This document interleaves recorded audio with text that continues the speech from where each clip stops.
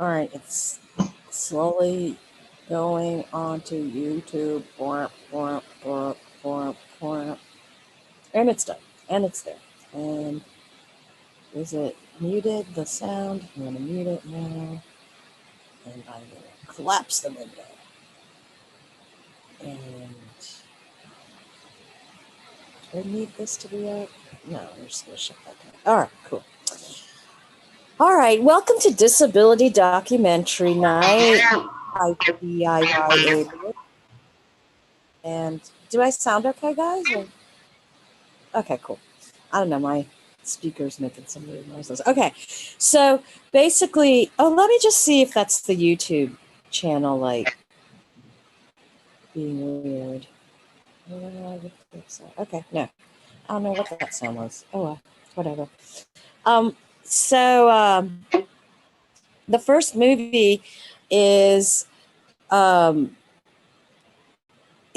Outcast. It's by Nadir Bahu, and I don't know if I'm pronouncing his name correctly, and I'm so sorry, Nadir, if I am, because I know you'll watch this video eventually, and so I'm going to apologize right now. I'm not sure how to say your name, but he made this movie that I think is really amazing, about how you feel like an outcast when you're disabled, and the things you think in your mind when you can't, when people treat you a certain way and how it makes you feel. So I'm going to share that with you right now. It's called Outcast. It's not that long, so I'll just let you know. It's like about 6 minutes long, and we shall do that now as soon as I find the movie. Oh, no. Get rid of those. That's not what I want. I want this movie. There we go. No, I don't want that. Get rid of that. I want this movie. All right. So let me go to share first. Share the screen. QuickTime. Optimize clip. And we will share. So can y'all see this movie? Do you guys see it? You can just nod your head if you can see it. Okay, cool. And I will play it right now. Enjoy. No one cares about you. No one will love you. You are alone, you are this one, and everyone else.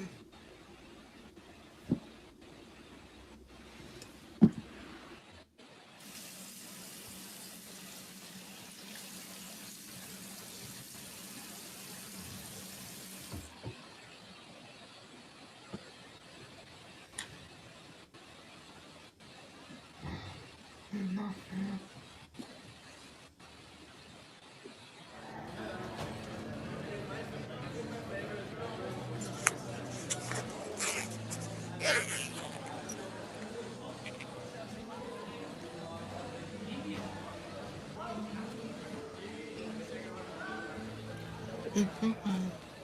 It's okay.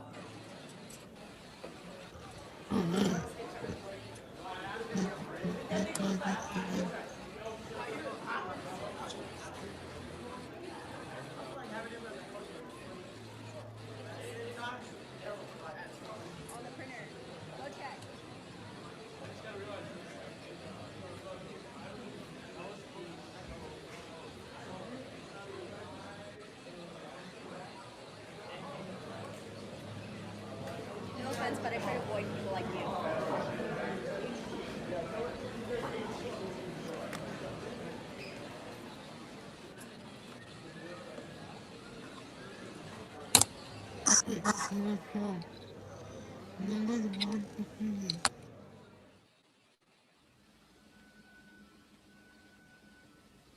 This is all you can do.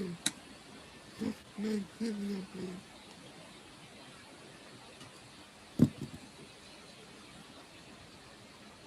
I'm not like this. I'm not everyone else.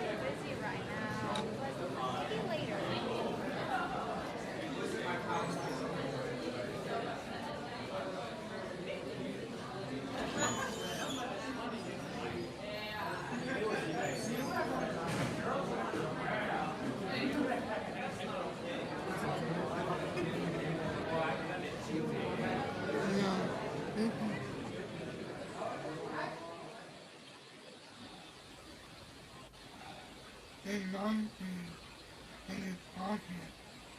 And unfair and ugly and not perfect. No, no one cares about the pride in the fair. You won't really be happy. Why do you give someone opportunity? I don't think. I know. I know that anything people for me. But if I stop trying, then I will miss an opportunity to justify. I know my community. So I'm simply the outside. So someone and look out for others to feel better. You know, I'm nice to be connected. But it's not all I learned today. I really love it. Take a step back and be happy.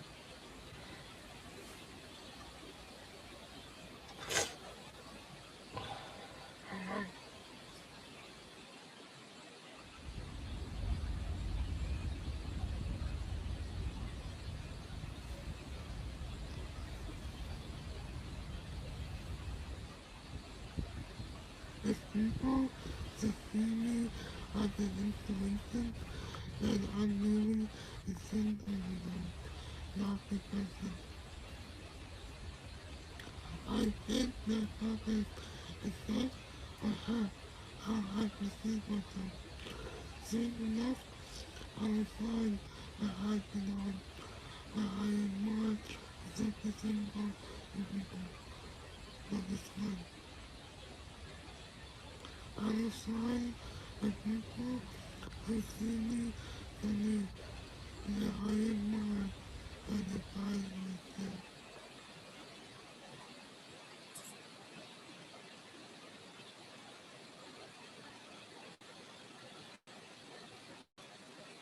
Okay. It sounds a little weird. I know it had, I don't know what's going on, but it had the captions.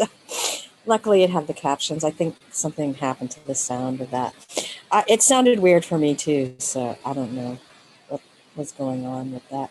Um, but anyway, so you know, I don't know. I feel like all of us have. I mean, when we're just humans and we want to make friends, we all feel that way. But then, when you're disabled, it's like people feel comfortable to come up and say certain things to you that they wouldn't say to other people. So, have any of you experienced things like this, like in your own life? Both Freddie and Katrina say yes. So, Katrina, why don't you go first and talk about? Well, this was back in high school. I want to say like my senior year. I had a friend that I took gym with, and I decided, hey, why don't I go, sit by her and hang out with her. But she apparently it wasn't her, but she kind of found it funny So I just basically left. She was with a group of dudes, and they were eating, I guess, what was like a bag of carrots and some celery. And I guess the guy was like, "Do you want a carrot?" And I knew right from there because I have, my teeth kind of stick outward because I take medicine and it kind of made my teeth go outwardly. And so I knew exactly what he was talking about. So I just decided to, not to sit at that table anymore and just go sit back where I was at. Right. Freddie, do you want to share anything? I was just gonna say that I had to have a provider go with me from class to class when I was in school because I couldn't write. So they would have to like help me with my assignments and take notes for me. I think that hindered me from I made some friends, but I think it also hindered me from making more friends that I could have because they were like, "Oh, I can't be myself or be goofy or anything like that because he's around an adult and adult's gonna go and tell on me or whatever." And so Mm-hmm. I think that hindered me from making friends. Now I made some friends, but not like how you normally do in high school or whatnot. So Yeah, I mean, I can share a story of like that, like that, but didn't have to do with, I wasn't disabled, but I remember like in sixth grade, I had moved to Upper Michigan where there are no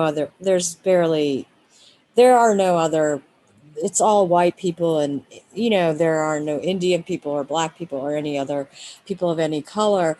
And it was a small town, a college town, so there was one other Indian girl in the class, and like, Indians when they move to a city, they kind of befriend each other, the adults, and so then the kids end up hanging out. So it was really weird because when I would, when we would privately hang out, me and her would hang out and we get along. But then when we go back to school, she'd be really mean to me because she for some reason, I don't know if they were the popular kids or other kids. I don't know if they were popular or what at this point. From the sixth grade perspective, maybe they seemed popular to me. But yeah, so she would do things like she'd actually punch me and push me out of line and stuff like that. And like I remember one time this mean girl, I think her name was Shannon, who was a really big bully, like punched her really hard and then said, "Oh, I'm sorry." I won't say her name. It's like, "I'm sorry, I thought you were Priya." And like said it right in front of me. And I was just like, why would you do that? So it was really mean. So people are mean sometimes and it really sucks. So, and when you're different, whether you're disabled, not Indian or whatever, people just it's a bizarre thing how people are mean to you if you're different. And, it's like not cool. So, Robert, do you have anything to say about that? Robert got picked on a lot too when he was in high school. But maybe he's at work and he can't even hear me. So, all right. So, I don't know. I, I don't know. Do you guys have anything else you want to say about that? Or you're welcome to now, Freddie. I mean, I think we've kind of said everything we need to say about that. But I'm really glad he made that movie because it is a very frustrating thing when you're an adult with a disability to like be going into a situation like that. And we're supposedly adults, but adults aren't acting like adults. So um, how it's did you very, find how did you find out about his documentary? Because I would like to follow him on social media. he is, I'll write his name in the chat. He posted, I don't know, like I can't remember. He posted on Facebook somewhere like that I made this movie. And I don't know if he was like asking if people liked it or to check it out, but I checked it out and then I wrote him. I was like, oh, I really like your movie. So he was like, thanks. And so I was asking him if he'd want to be a part today, but he couldn't come. But he's just like, but you can show the movie. And he thanked me. So yeah, that's how I connected with him through Facebook, which I usually don't. I don't know. I usually don't meet that many people through Facebook. So it was, it was a nice, pleasant surprise. I watched his movie. I wrote him. He seems very nice. So, and that's his name. I put it in the chat, Freddie, if you can see it. Let me Okay. make sure I spelled his last name right. Bahu. Yeah. So it's Nadar Bahu, but I'm also not sure if I pronounced that correctly. Okay. So, but yeah, tell him you saw his movie. I'm sure that'll make him very happy. Okay, so let me see if I can do this again. I don't know what I might have done wrong, but fortunately he had captions on his thing, so I didn't stop the movie. I just went with it. So let me just see what Did did you you say? remember to check the box for the optimized? Yeah, and I had share sound. Do you think it's the share sound? I should have that clicked off, or I clicked it, but I'm wondering if I don't know. Not sure. We can troubleshoot once you start the video. Okay, let's just start. Since we have a small crowd, we'll just do that. And here we go. So I'll share this. Share, and we'll just start this video and see what happens, and then we'll stop it if the sound is messed up. Okay. I wake with the sunrise. Okay, let me just tell you, does that sound good to you guys? Yes. Okay, cool. So yeah, there's just something going on with that video, which, oh well, it's unfortunate, but luckily it had captions, and I think we were able to get the point of that. So this is Zachary Mecham, and I believe he's in Iowa, and he made obviously for the Easter Seals Disability Film Challenge. So check it out. I wake with the sunrise. Having no reason to get up at all, I set no alarm. The first thing I do every day is say a simple prayer. I ask Jesus to take away my disability, and then I try to get up. No dice. After 45 minutes of ugly crying, my personal attendant gets me out of bed. It's time for breakfast. I read the newspaper, careful to avoid the sports section, because being reminded that other people can run will make me ugly cry again. For breakfast, I have plain oatmeal and tepid water, because I have nothing to live for. This is what it means to have a disability. Wait a second, stop. I've never eaten oatmeal plain a day in my life, and I don't intend to start today. Secondly, this is not what it means to have a disability. But that's kind of a hard question to answer. What does it mean to have a disability? Every one of them has the opportunity to be great, and it's our responsibility to take that opportunity and seize it. It means being different than those around you, and being comfortable standing out in the crowd. It means being a problem solver and navigating a world that wasn't built for you. It means knowing more about the law than your local legislator and being better at navigating red tape than Leslie freaking Knope. It means being in a company of fierce advocates who won't take no for an answer. This is movement politics, people. Yeah. It doesn't matter whether you're a Democrat or Republican. We need our legislators to act. And fighting against injustice because we've seen it firsthand. I just saw a friend who has lost over 50 pounds in the last 6 months, and it's because she's not getting regular care. and really worried about her. It means refusing to be put in a box, even though everybody has ideas about what you can and can't do. It means failing every once in a while, but trying again, and learning to do things in your own way. It means not being afraid to ask for help, because some things you just can't do on your own. It means being okay with that. It means that those of us who navigate this able-bodied world with any kind of success are resilient more than most would even know. That's why many of us dedicate our time to making the world a little better for those that come after us. And while I can't speak for other disabled people, I know the challenges that I face have made me into the person I am. And for that reason, I wouldn't trade my body or life with anyone else.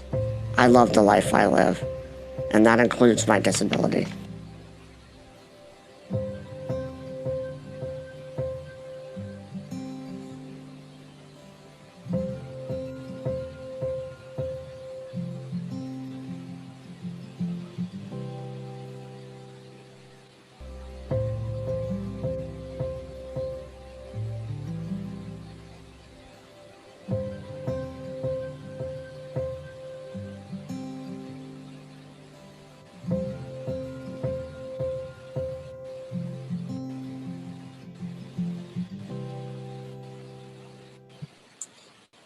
Okay, so that was by Zachary, and he's obviously has a sarcastic sense of humor. And but yeah, so I think, like, I hadn't seen this movie in a while. Like, I have seen it before, but it's been a while since I've seen it. But one of the things I think interesting he brings up is that when you're disabled, you have to accept things you can't do and be okay with it. And I feel that's something society is really down upon, is asking for help. Is like, you should be ashamed to ask for help for things. And I think that's like kind of a common thought people have. And I feel the disabled community is the opposite. They're like, yeah, I need help, and why should I be ashamed to ask for it if I need help? So that's how I feel about when I see that. I mean, he said a lot of things, but that's one of the points I really have been thinking about a lot lately, about looking at the world through the frame of disability justice. I feel like when we do it through that, then we do really include everybody, because anybody can be disabled. It doesn't really matter who you are. So I don't know. Does anyone want to speak to that, Katrina or Freddie? I always have a mental battle within myself because I hate asking for help, even though, like, I basically need almost everything done for me. So that's something that I struggle with on a daily basis, or maybe not daily, but quite often. Right. How about you, Katrina? I used to be like I used to be like that. I didn't want to ask for help because then I felt like always like if I asked for help, then it would be like I wouldn't be able to do things for myself. But then I realized that it was okay to ask for help when I needed it. Yeah, that's interesting you said that, Katrina, because I feel the same way. Like, like you and Freddie, I hate asking for help. I mean, I still do. But I've kind of come to be like, Priya, you need help, just ask for it. But yeah, I want to be able to do as much as I can for myself before I ask for help. And I don't know, that's like something you kind of have to balance out too, because sometimes you should just ask for help. Right. Like, because you know that you know what you're capable of doing and stuff like that. So but what do you guys think? Like, why do you think we have that? I mean, do you think that's just like a human instinct, or do you think it's something that society has kind of built up over the decades that asking for help is like a bad thing. I don't know. What do you guys think about that?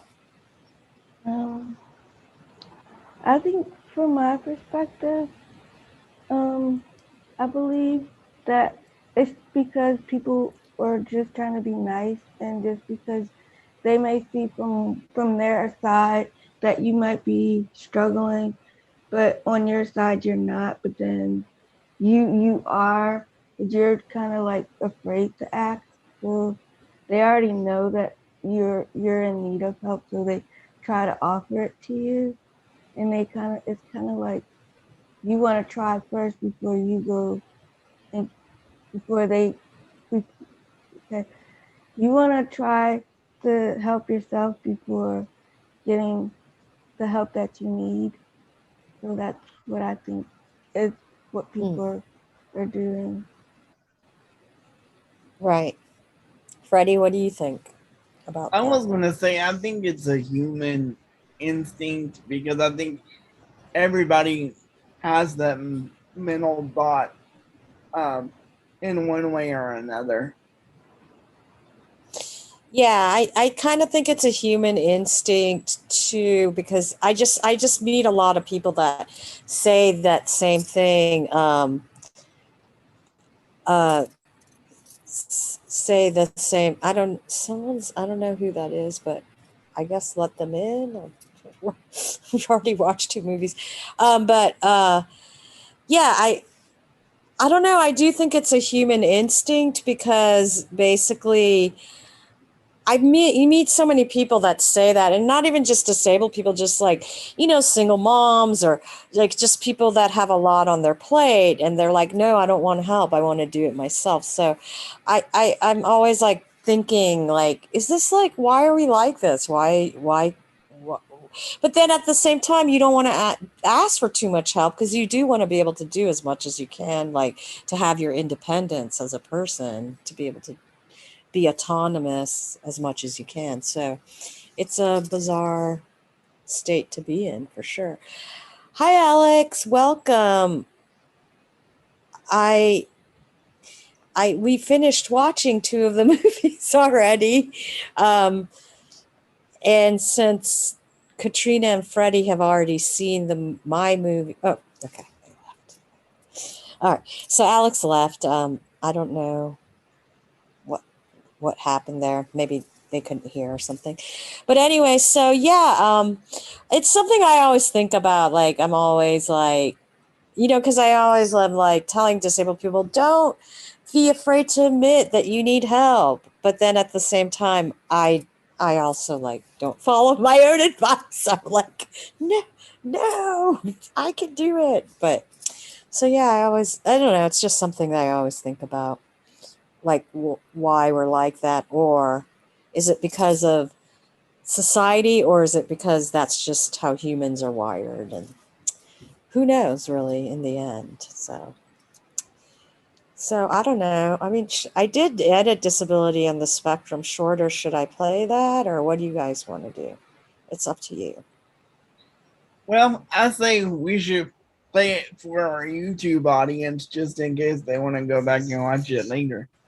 Okay, see, there you go, Freddie. Thank you so much for helping me with that decision. Now you can see how I edited it too. Okay, so I'll play this. Let me go back to Zoom and share the darn screen.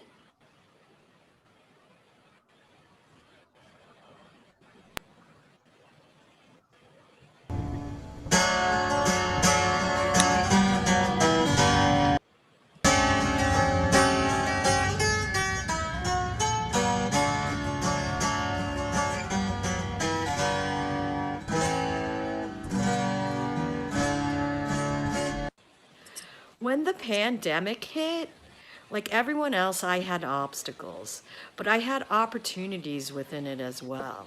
I was able to join the Zoom meeting for disabled people to discuss their issues with disability.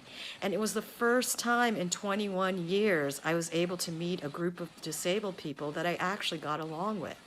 The group was called Crip Chat, and we were definitely a diverse group of people. But the thing we all had in common was our interest in advocacy and activism. And out of this, friendships grew. And as these friendships grew, I began to notice the diversity of ability within specific disabilities.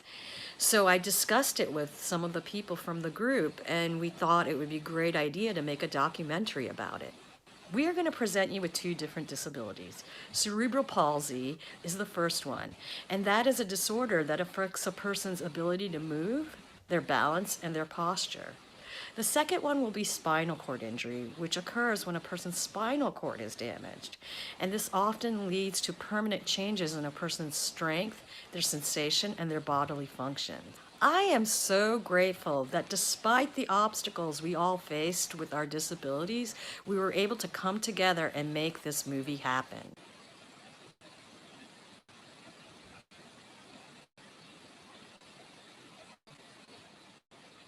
My name is Freddie Ladner, and I have cerebral palsy.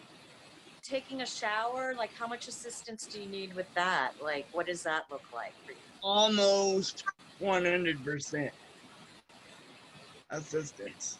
So Freddie, when you are in your bed, you surfing the web, writing people, doing what we all do, can you explain a little bit about how you've set your stuff up and what technology you use to be able to do those types of things? Sure. I have a bedside table like you would normally see in a hospital room, and it just goes over my bed. And I have my laptop on the computer table. And with my laptop, I use Velcro to Velcro all of my remotes and everything to it, so I don't have to worry about anything falling off. I can just push the button and do what I need to do without it worrying about it falling. So that's what I do with the Velcro. And then as far as the computer, I can operate the computer with my disability the regular way, but I've found different techniques to make it easier for me.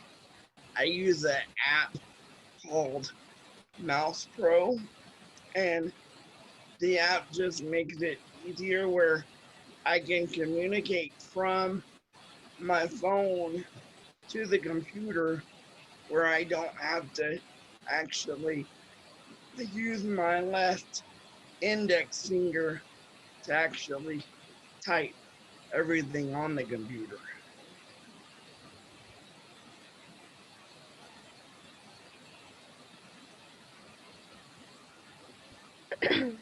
Okay.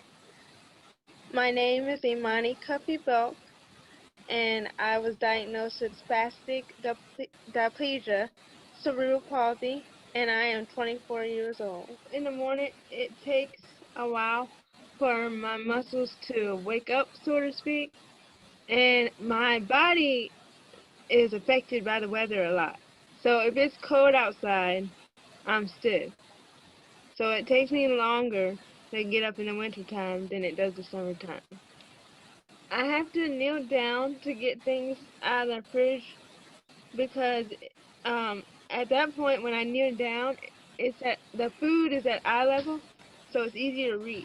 My walker has a basket in it, and it also has a seat on it. So I put things in the basket because I have to figure out a way to carry things around because I use both of my hands for my walker.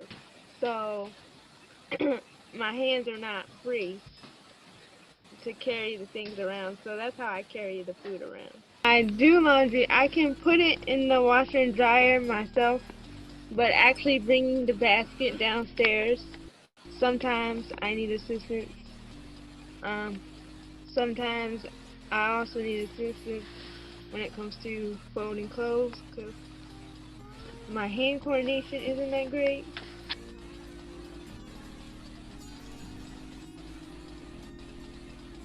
I'm Tylea Flores, a 25-year-old with spastic cerebral palsy. I'm an author, writer, and radio show host. CP is a neurological condition that affects one part of the brain. It affects your cerebral part of the brain. For me, it affects my left side more so than my right. I have more mobility in my right side than my left, but I never allowed it to determine my will and strength and determination. My morning routine depends on my CP if it wants to wake me up at 3 a.m. because it decides it wants to have a party and invite muscle spasm and chronic illness and stiffness. The way I would describe CP is like having an annoying tenant that doesn't move out and you're just hoping that it does, but it never does and it makes loud noises every night and they throw parties and get drunk. Kind of like a college frat party. First thing that comes to my mind in the morning is what could I do to be a better advocate for those like me? Yeah, that motivates me to get out of bed, although it hurts. Like when my mom has to lift me up and do everything, it hurts me. I'm a writer, and I'm currently working on 2 books. One that focuses on advocacy, and one that focuses on ableism and romance. And then I have 1 book published, James Ticking Time Bomb. I use my dragon dictation, my text to speech, and I use this little swan finger. Because I was born with swan neck deformity, and the reason why it's called swan neck deformity is because the bone's so misformed that it's in the shape of a swan. This is an example of my swan neck deformity. As you can see, my little swan finger here, and this is what it does in different stages. Oh, goodness. Yeah, this hurts, but I'm gonna go take a nap and then see what it does after. So, be on the lookout for this crazy swanny. Okay, so this is after my nap. I just woke up a few minutes ago, but this is it after. Not much of a change, but it's very much more relaxed now. And now it's like I'm saying fuck you in CP form, but yeah, that's me after. And the reason why I use the accessibility keyboard is because sometimes when the swan wants to act up and I have a sore mouth, I could just open it up on my laptop and just type. That way I'm not stopping from doing what I love. Today has been one of my most difficult days with cerebral palsy in a few days. I mean, I've had butt spasms all morning long, to the point where I have to lay down on my side and try to do my writing that way, but that's impossible right now as they get worse and worse by the second. Hey, this is Hector Del Valle here. I'm a C5, C7 quadriplegic, where I use a motorized wheelchair. I've been injured for about 38 years. So the Hoyer lift is, I use a number of medical equipment, and a Hoyer lift is what I use in order to do a transfer. And I like it. And the reason I enjoy that now, and I wasn't too crazy before it, is because it's big, it's bulky, it's hard to travel with. You gotta, I like the fact that it does try to get compact, but not too compact. Lynette, she's been with me like for about, 4 or 5 years. I'm here to care for him and make sure that his needs are met to the best of my ability. And I believe his needs are priority because I'm his nurse and patient supposed to get, what he needs. And if you want, I'm going to open some black beans and you can have them on his side or you can have them eaten. Great. And are they warm or cooked? I'm going to warm them. Yes, so I don't like cold beans, so I prefer warm beans, all right? And I like to have them in my salad. To cover the shirt, make sure I don't get dirty. Right? And we hold it up with what? roach clips. Yeah, I would know these as roach clips, but they're not really called roach clips. I have I'm a quadriplegic, so my hands are affected. All right, so I can't hold that fork like I normally would, right? So I got some tenodesis in this hand. So when I drop my wrist like that, if I grab my fork and then pull it up, it allows me to do that. Key thing here is that I use plasticware, all right? Because if I use a normal fork, it's too heavy for me.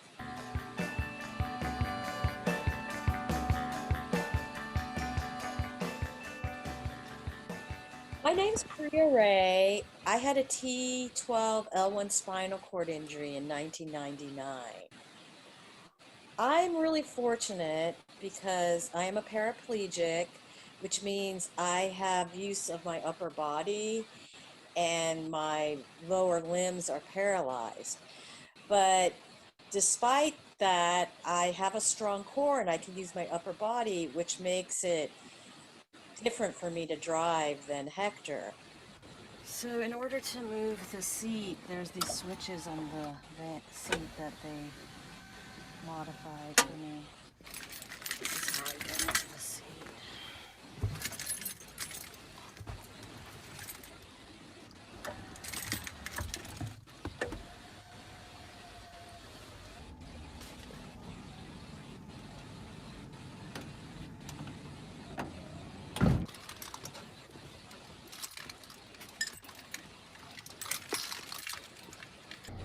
So in order to drive, I use hand controls.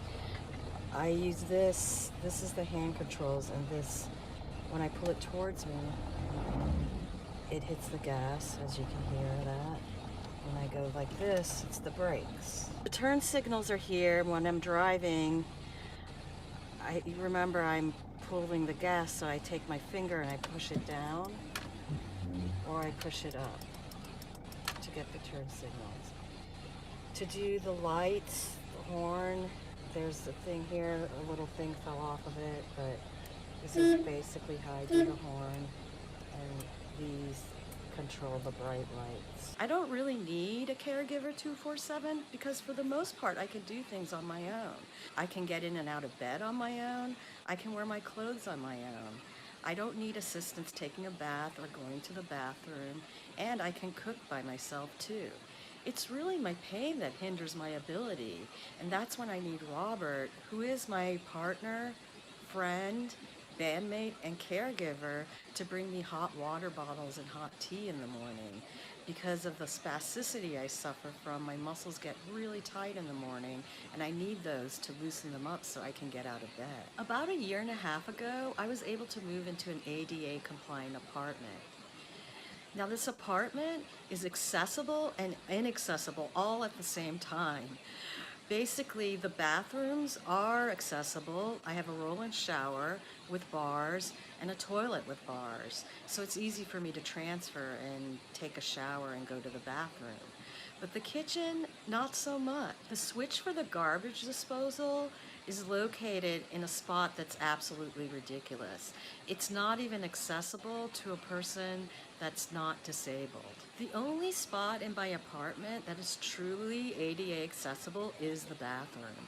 And it's because of that that this apartment complex feels it's okay to categorize this apartment as ADA accessible.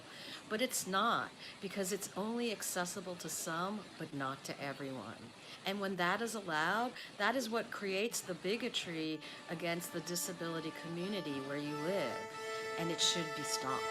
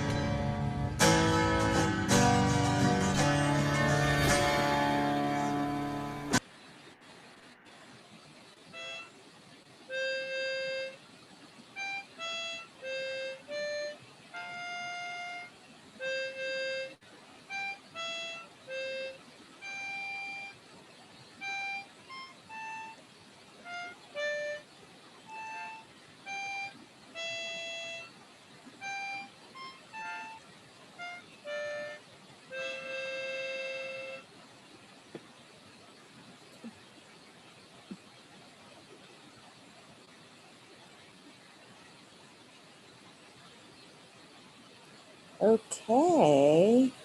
So that was that movie. Um, so since it's the 31st anniversary of the ADA, this is Disability Pride Month and stuff like that. I guess what I would like to address from my movie is how little people know about the ADA and accessibility for disabled people.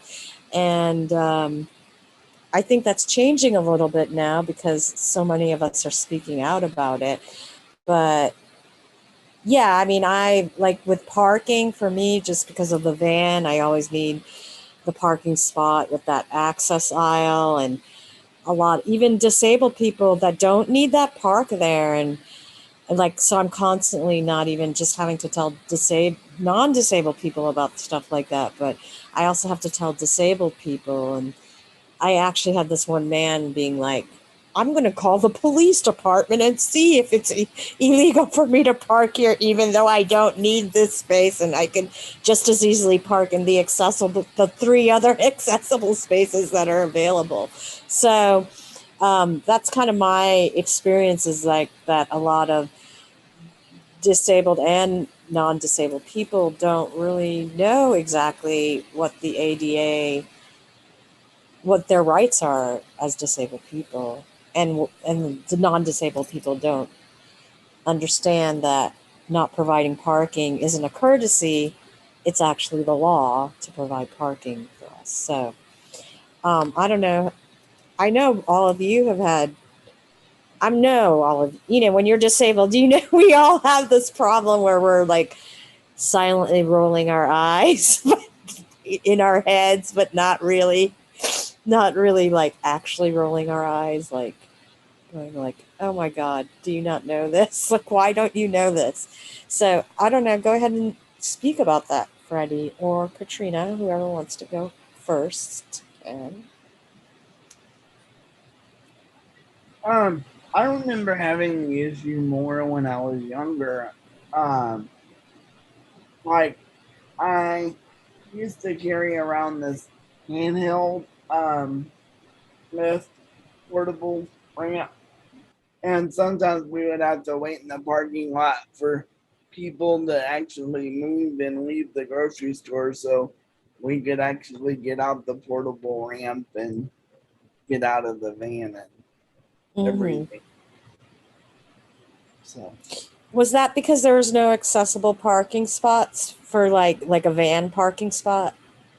no, it was because somebody else was in the Oh, someone else was in that spot that didn't need it. correct. Right.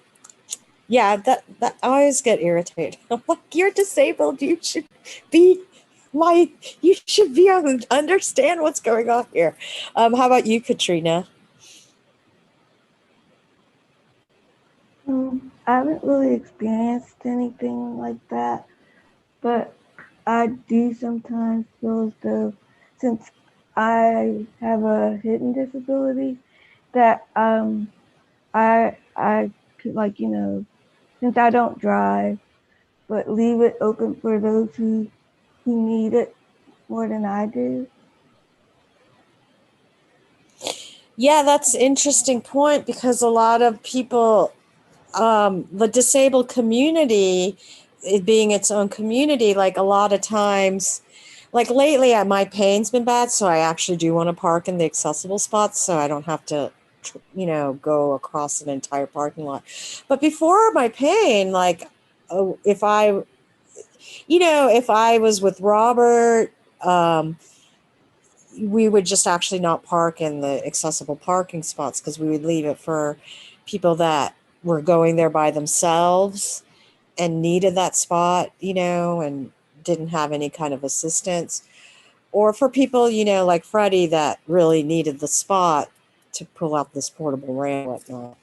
So that's something people don't really realize, is the disabled community also needs to watch out for each other.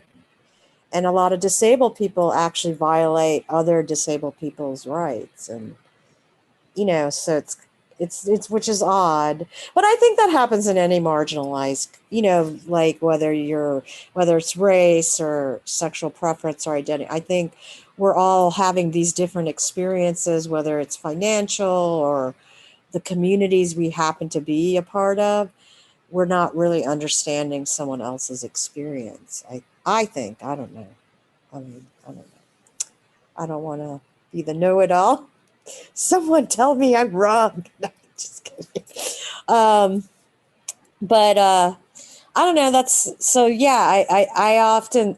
It was weird because where I did my rehab, the Shepherd Center, they were always like very made you conscientious about watching out for other disabled people. They were all like, hey, and if you don't need that spot, don't park there. Leave it for other disabled people that really need it.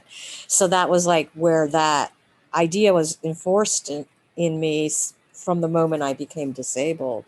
But I feel like if, like I wasn't disabled, then I became disabled at the age of 29. So I had that experience where I was told like, hey, watch out for other disabled people. They might, you might have more ability than them. And, like to think about things like that. Whereas I think maybe if you're born with a disability, people aren't really teaching you that. Like, who's going to teach you that really? Like, I was at a rehab center, so they were like dealing with a lot of people that had brain injury and spinal cord injuries. So I just think when you're born with a disability, no one's teaching you like to watch out for other disabled people too. So it's a weird thing, but I just think if we all learned about community and helped each other, learn to help each other, learn that it's okay to be helped, learn that you're not weak if you need help. It's just that you can't do something. It's not a weakness. It doesn't mean you're lesser of a person. Or if we think of others even as disabled people, like, what other people need, then the world would be such a better place, wouldn't it? So yeah, so I guess I'm going to end the YouTube live here, and thank you any YouTubers that joined in, tuned in, or maybe will watch it later.